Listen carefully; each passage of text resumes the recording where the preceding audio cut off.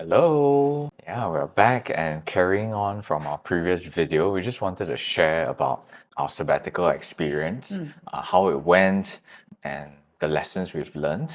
And yeah, I think to start off, we decided to call this a sabbatical. And another term that came to our minds was wilderness. When we thought of where we should do this sabbatical, it could have been Singapore, but we thought like we've never really lived overseas before and we wanted to experience that. And I think it would have been an easier reset by going overseas and finding a quiet place. Yeah. And so we brainstormed a few ideas, and I think eventually we were led to an island in Spain called Menorca. And yeah, I think this concept of wilderness, when people hear that term, they always think of it as a period of dryness and testing and trials and difficulties. But for us going into this sabbatical, that was not the case. And in fact, our definition for wilderness is when we are very far away from God. We are so busy and just our mind is filled with so many things other than God. Like to us, that is wilderness. Yeah, and that was our life here in Singapore. Exactly. So we wanted to go to a place that would help us to just start afresh for a few months. And ironically, if by staying in Singapore, this would have been the wilderness where we are finding it so difficult to connect and spend time with God. Ironically, going to Spain, on an island, that's paradise, because we get to be in constant communion with God, away from our typical day to day. I think that was a perfect way for us to see this time away. It was not going to be wilderness as society perceives it. Yes, it's going to be quiet. It's going to have nice beaches and beautiful scenery, but that to us is paradise. That's how we started our trip. And I think when we were preparing to go away, we were reading this book, Will You Choose the Wilderness? And that really redefined the term wilderness for us as well. Like in the Bible, of course, the wilderness of testing is a real thing where you are being purified and tested. However, there is also another definition of the wilderness, which is the wilderness of communion. And that was a place that Jesus often retreated to. Like as his fame grew, as people started coming to him for healings and miracles, he often liked to retreat to desolate places to be with the Father. And I think for us, we wanted to seek that out. And let me just read a little bit from here. The call to the wilderness is an invitation to choose a life before the Lord that is not possible as long as we continue to give place and time to competing distractions and alternative affections. And I think a place like Singapore, where our life was, the kind of state that we were in, there are so many things competing for our affections and our attention and our time. And be it social media, work, ministry, even seemingly good things from the outside were competing for our attention and time away from God. So yeah, that was one of the main motivations, and it gave us language to think about this season of sabbatical and wilderness. Once we got there, I guess we can go into the details of what each day was like, because if you're thinking of taking a sabbatical, you might be like, what do I fill my days with? Before we got there, we already deleted, like at least I deleted all my social media apps. I set a time limit on my screen time. We unsubscribed to YouTube, Premium, Spotify. Spotify, basically all forms of entertainment because we really wanted to. I feel like that's just the kind of people we are. Like when we want to make a big change, we do it cold turkey. So since we were going away and being intentional with this new season, we wanted to just make a clean break and really start from scratch on a clean slate.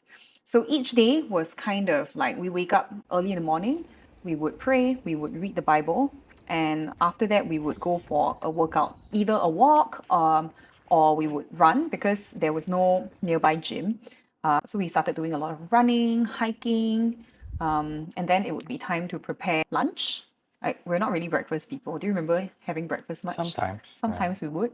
Yeah. And after that, we would come back, and I don't think we ever took naps, did we? Yeah, surprisingly, Yeah. because we usually sleep quite late in Singapore and wake up late, but yeah, we decided to try to change that as well. So wake up early, and I think our sleep was quite terrible. Yeah, it I was. think could have been the new place, but also I think both of us had like a lot of dreams, which was interesting because you would think that when your mind is not filled with Yeah. many things, not watching Netflix and all, your mind will be quiet. But my thesis is that because our mind was quiet, like during our sleep, it just, I don't know, the REM sleep just went crazy.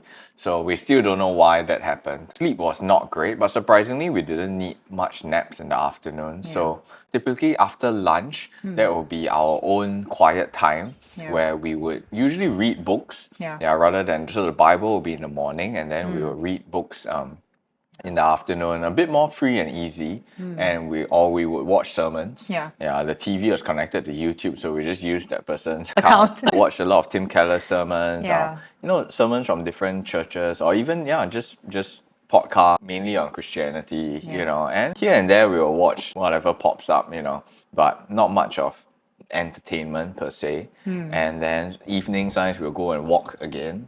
And prepare dinner, and then at that point we were still keeping our where we would go on the sabbatical quite fluid. At night sometimes we would watch YouTube videos on different countries to brainstorm where we could move around to in Europe. It's really quite free and easy, and we usually try to sleep quite early. By 9 we would start to get ready for bed and read a bit more. And so that was most of our day-to-days. But I think the one thing that we wanted to was also to leave space to see what God would prompt us to do. We went with a rough plan, but there were a lot of things that happened that we didn't expect.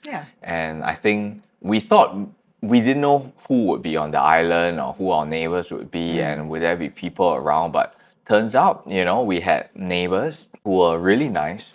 I think that gave us an unexpected small community that we still at least had some human interaction and we weren't completely isolated. I think I'm just referring to my journal. That's also one thing that I started when we got to Menorca, and it was just to keep like a record of everything that happened. Started getting into the habit of journaling, and if you use an iPhone, there's an inbuilt journal app which is great, so you can put in all your photos, videos, and even like the places that you went to, the geotags. So I found that very, very helpful. And I think it was one of the first few days, I think day 4, when we went on a hike. We wanted to go to this cove. And after we came back from the cove, we basically stumbled upon our neighbors having like an outdoor lawn party. And this was the same neighbor who maybe like a day or two before, had knocked on our doors to tell us that our clothes rack had fallen from the wind. And it's just one of those nice neighborly things. And we thought, okay, that's a nice gesture, but we might not get to know him that well afterwards. But look, seeing them have that lawn barbecue and party, he waved us over, and this is like 2 Singaporean Asians coming to join a party with our very limited Spanish and their limited English. But it was lovely, and we were basically welcomed like family. Like we had already moved on into the block, and it was lovely because it was their family as well as just basically all the neighbors along the street. So when we got there was a cute little incident that happened. There was a cute boy, and after they got to know that we were musicians, they were like, "Oh, if it's not too embarrassing for you, could you play a little bit for us?" Which we expected. Usually when we tell people that we're musicians, they would expect that. So we prepared a song, I sang, and Daniel brought out his soprano saxophone. I think maybe you can talk about the process of how you even chose that saxophone. Yeah, so like coming on this trip, it was so difficult to decide if I even wanted to bring a saxophone. But in the end, I thought it's just better to have one in case I wanted to play. So I brought the lightest one, my silver soprano saxophone. And when I brought it out, the little kid got so excited. And he said he wanted to go home and grab his toy saxophone. So he got a little bit upset because he couldn't touch your saxophone. And the adults were telling him, no, this is not your toy. You shouldn't be touching other people's instruments. And so he said, how come, why can't I play it when I have an instrument at home?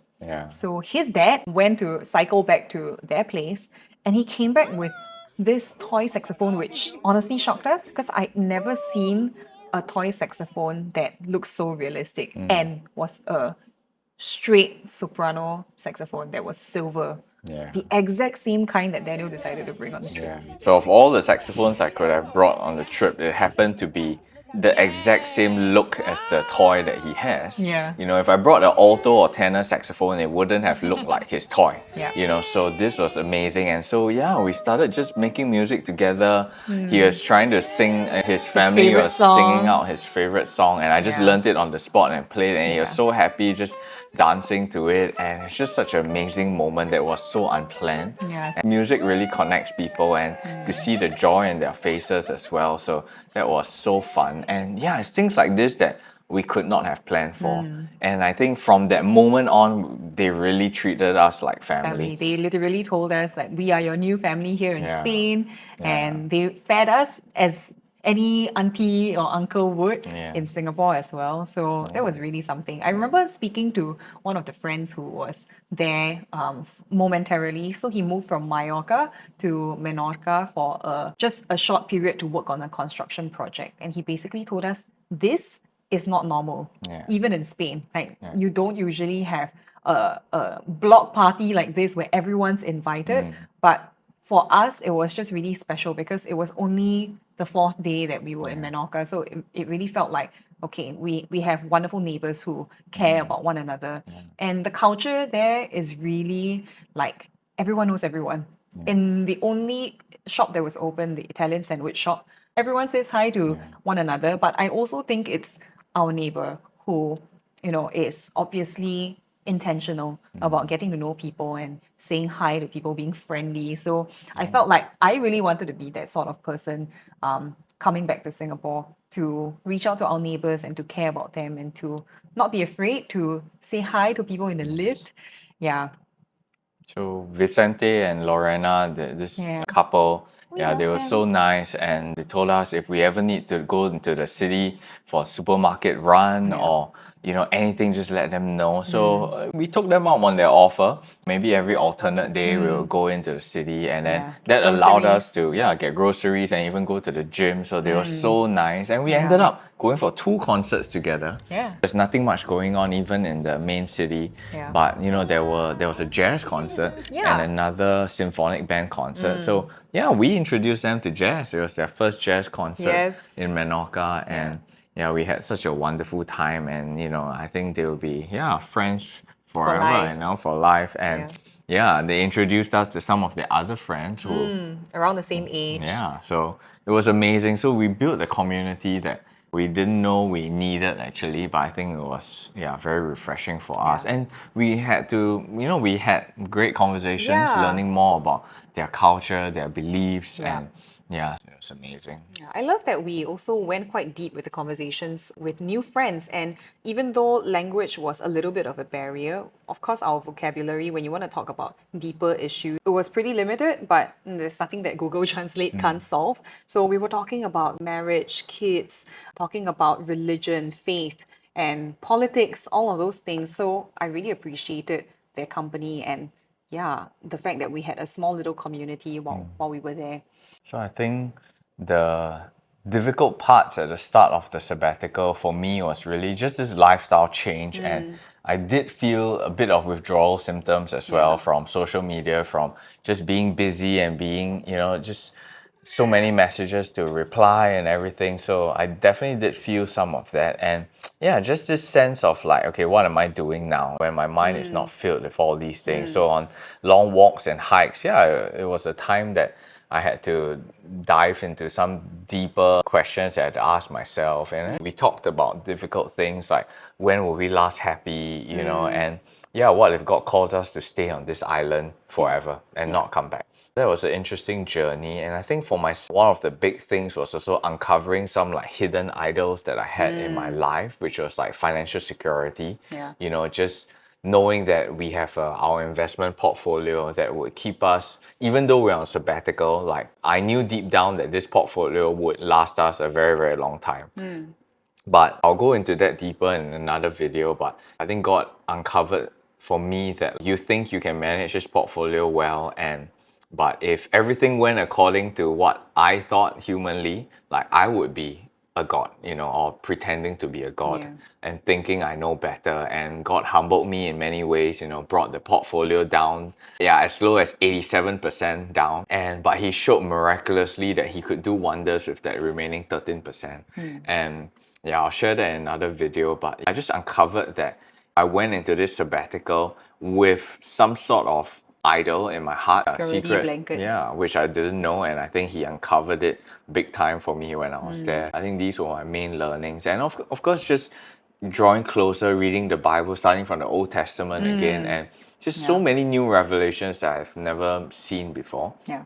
And I think ultimately, when I thought about what type of questions people will ask if we come back, they would all be expecting maybe amazing revelations or mind-blowing discoveries. But I think I came to be okay with the fact that what if God just wanted us to be in the wilderness with Him? It's like just going to the campsite and seeing the stars and eating Maggie mee, simply. Like, what if that was just the purpose, just to be with God, and it wasn't going to be something like a new revelation or anything when we came back, So I think, of course, he spoke to us very clearly and showed us so many things. But I think just setting my own expectation that is just having time alone with God good enough? We are Singaporeans and so caught up KPI with driven KPIs. product. What are What? we Yeah. gaining from this? Or what you did. So I think I definitely struggled with that, but ultimately I felt like the reward was just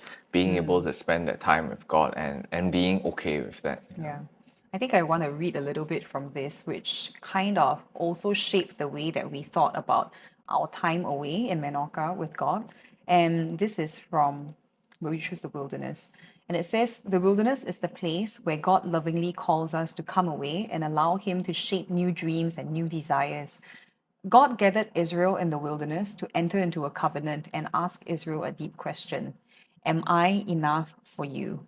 And I think that really hit us hard because in a place where there are no competing affections, no entertainment, nothing to clutter our minds with, no expectations from anyone from us, work wise or ministry wise, when it was just the two of us with God, were we truly satisfied with just Him?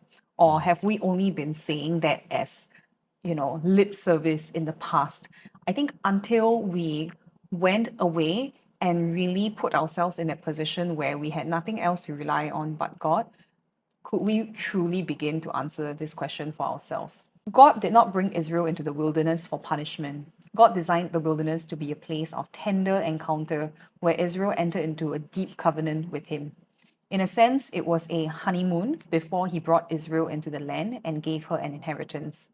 God wanted a kind of communion with Israel that would not be possible once her people spread out and began enjoying their inheritance in the land. The wilderness only became a place of hardship and judgment because of Israel's disobedience. Even though Israel failed in the wilderness, God's deep desire for His people caused Him to view Israel's time in the wilderness with deep affection centuries after the Exodus. Go and proclaim in the hearing of Jerusalem, thus says the Lord: I remember the devotion of your youth, your love as a bride, how you followed me in the wilderness, in a land not sown. This is from Jeremiah 2:2. So the Exodus demonstrates a profound pattern.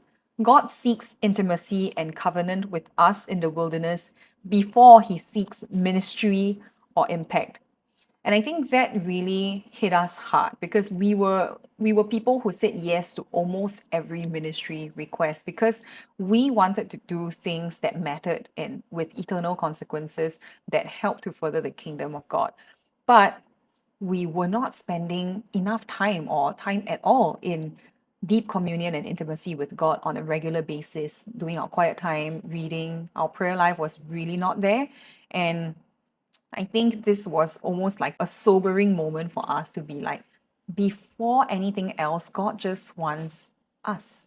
God just wants time with us, our affections, and for us to treasure time with Him like a dad, like a dad would. So I think the more that we read this book and the more that we started reading from the Old Testament, we saw so many parallels between the Israelites and us, our lives, the way that we lived and the way that we forgot God's goodness. And so this time away really realigned everything and helped us reprioritize things in the proper position. And I think it was one of the Tim Keller sermons that we watched while we were there, where he said that idolatry is not the love of bad things, it is the disproportionate love of good things, which were meant for us to enjoy. But if they take the place of God, which is first place, anything higher than God, then that's idolatry. It really made us reflect very deeply about how we approached our lives. And I think the time away was a clarifying time for us. I think at the start it was not easy for you as well, right? Not at all. Before that, I already knew I was addicted to my phone, and I spoke about that in the previous video where like the screen time was really terrible. Every time I posted something, I would be obsessed about who saw it, how many people saw it, how many people responded to it, what the next piece of content should be, just doing things that I did not realize were putting more attention on me rather than on God. So on one hand, I was saying that, yeah, this is ministry for God and I want to, demonstrate like a lifestyle of worship. But if it came at the expense of my own time with God and what I placed on equal importance with Him, then that is already idolatry because it's taking the place of God, which nothing else should. And so going into this, that was the reason why I wanted a clean break from all social media apps. And I didn't realize how cluttered and noisy my brain was until we were there. And it's just like a physical withdrawal symptom, almost that I wanted to pick up my phone and to show people what I was doing, what I was seeing, but not really wanting to get back into that trap. I think it took about 2 weeks to detox everything, and slowly my mind quieted back down. And I think the more we listened to, I think the only thing that we kept was our YouTube subscription because we were relying on it for YouTube music since we cancelled Spotify. So that was what we would rely on when we like went for long runs and things like that. And to also intentionally not listen to any secular music, to just listen to worship music that was Godward. And I think that really helped in changing the soundtrack of my mind because you have songs in your head playing all the time from what you absorb. And we actually absorb much deeper than we think. My brain was cluttered with like TikTok trending sounds and, meme sounds, random snippets from TikTok trending songs that are definitely not very wholesome at all, which I didn't want to be in my head. And it did take time for God to remove all of that and to replace it with music that helped us focus on Him.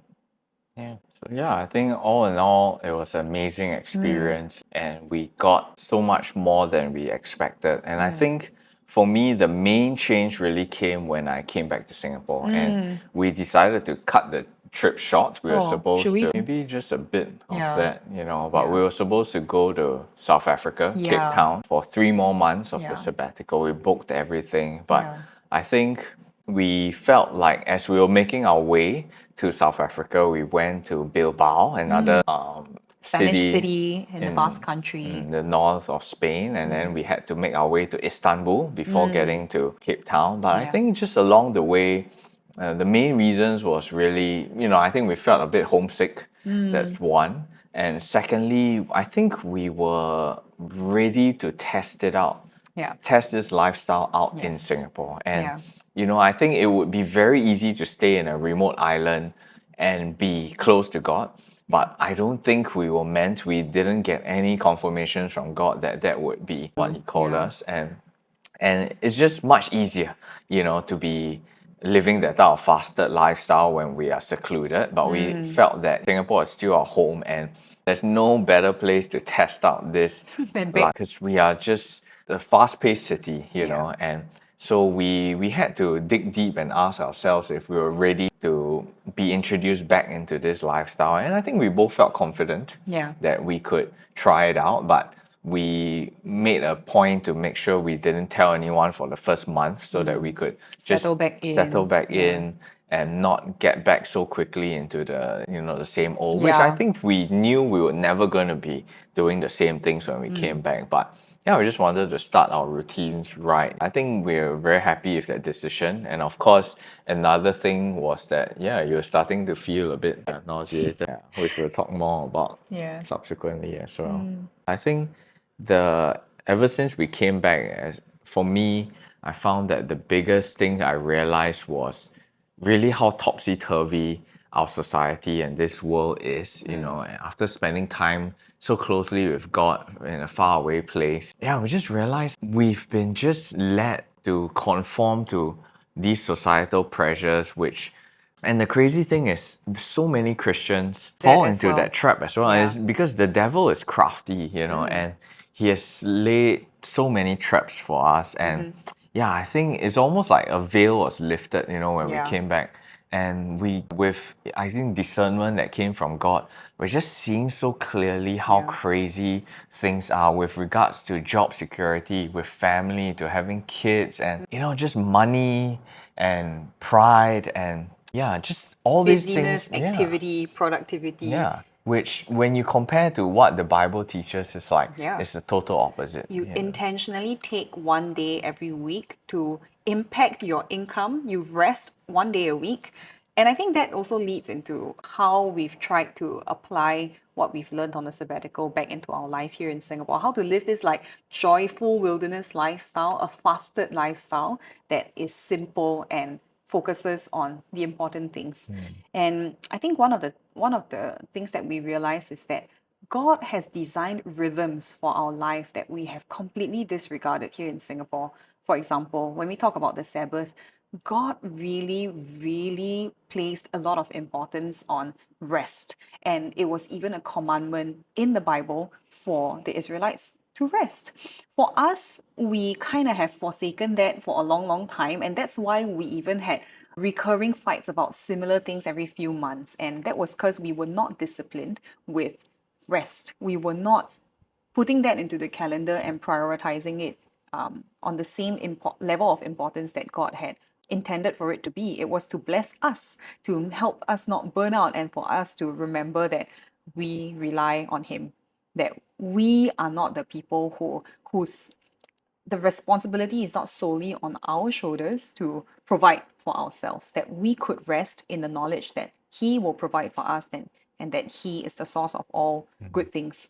So when we came back, we definitely wanted to continue this season of sabbatical, but we also started to think about what would that look like in our lives if we went back to work, and what would that be in terms of practical steps. A simple answer is we are not going back to our usual Work as life. usual. Yeah, so for myself, no teaching of saxophone, Yeah. of music, and we are not actively taking any performances now. So we do have some that we already Inquiries, agreed on yes. since last year that we would have to fulfill, and Yeah. we're looking forward to as well some concerts. And but yeah, we still have inquiries coming in, but we are being a lot more selective on that. And we also do have our reasons for taking on some of these gigs. But in general, yeah, we're not going back into actively seeking performances, and we're just going to live by faith. And I think previously when people asked us what we do, we'll Yeah. both say we're musicians, Yeah. you know. But I think in this season, our answer will be very, very different. I think that's not our identity anymore. And I would say, yeah, we are full-time worshippers, you know, we worship, you know, every day. We're still playing music, we're singing, we're worshiping to God, you know, gospel tunes and just spending time reading the Bible. And this season, we feel like we want to fellowship with people. Yeah. And so almost on a daily basis, We're- meeting people. But yeah, it can be tiring at times. But I think in this season, we're meant to also, yeah, just share our experiences and also encourage people Yeah. who might be struggling with similar things, you know. So yeah, so long story short, yeah, we're not going back to our same old life. And yeah, and of course, you know, I guess to answer some of the questions that came out in the comments, yeah, we are going to be full-time parents. Yay, I'm Yeah. pregnant. That's how the rest of the year is going to go as well, and leading Yeah. into next year. So yeah, we just also want to spend a lot of time seeking God and of course reading up about being good godly parents. And Yeah. we knew when we wanted to have kids that we were not gonna just leave our kids, you know, in the care of other people. And that would naturally mean also it'll be harder for us to go out and gig at night. So this has been years of preparation, years in the making.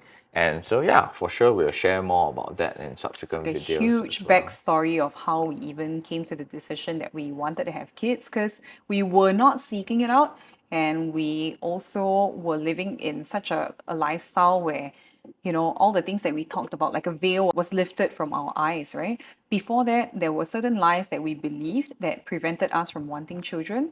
And let us know in the comments if you want like a full rundown of the reasons why we decided to have kids after, you know, being married for so long and having no desire to have children. Yeah. No, if you have any other questions, you can leave it down in the comments. We'll try to answer them in subsequent videos. And yeah, we're going to put a link in the description for this book by Samuel Whitfield. Life-changing. Really life-changing. Even if you've not been, thinking of going on a long sabbatical, but I think everyone needs to read this, and you can live this lifestyle, every day of your life as well. So we're going to link. He has so many other books as well. We highly recommend. And yeah. I guess that's it for now. See you in the next video. Bye.